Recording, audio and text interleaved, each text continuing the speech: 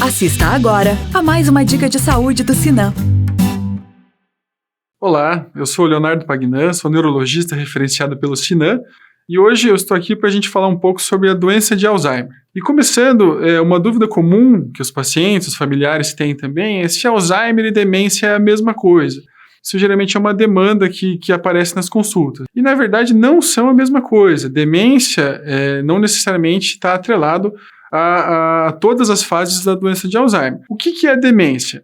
Demência é um conjunto de sintomas que a pessoa tem, seja por falta de memória, seja por alguma alteração de linguagem, que leva a uma dificuldade no dia a dia da pessoa. Isso também é bem variável, depende da ocupação que a pessoa tem, mas interfere nas habilidades que a pessoa tem de lidar com seus problemas no cotidiano. E o Alzheimer, a doença de Alzheimer, é uma das causas de demência. Ela é a causa mais comum na população acima de 65 anos e representa ali 50% a 60% dos casos.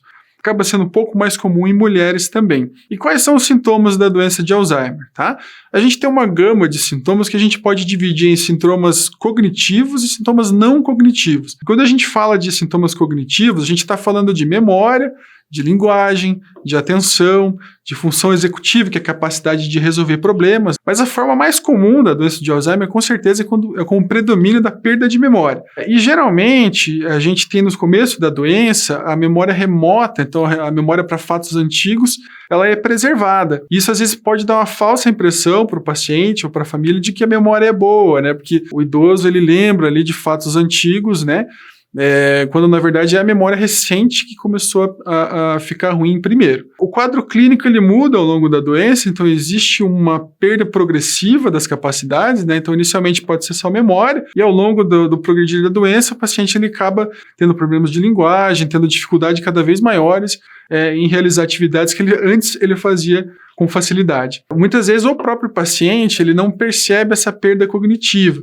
Isso é o que a gente chama de perda de insight, é também uma informação clínica importante para a gente definir um diagnóstico de demência na doença de Alzheimer. E como que é feito o diagnóstico dessa doença e o tratamento? O diagnóstico, ele demanda uma avaliação clínica muito minuciosa. Então, o médico assistente, de preferência o especialista em cognição, ele tem que estar muito atento à progressão da doença, se foi um início de muitos anos até chegar a essa sintomatologia do paciente. E a gente tem testes cognitivos no consultório, então são testes padronizados, né, que a gente faz uma quantificação, a gente vê o quão ruim está a memória, o quão ruim estão os outros domínios da cognição. Isso é muito importante para a gente graduar, ver se realmente a memória está tão ruim quanto ela parece pelo relato do paciente. Outra causa importante de procura ao médico especialista é investigar causas reversíveis de demência. Então isso é muito importante para qualquer paciente com uma queixa de memória. Então a gente tem que ver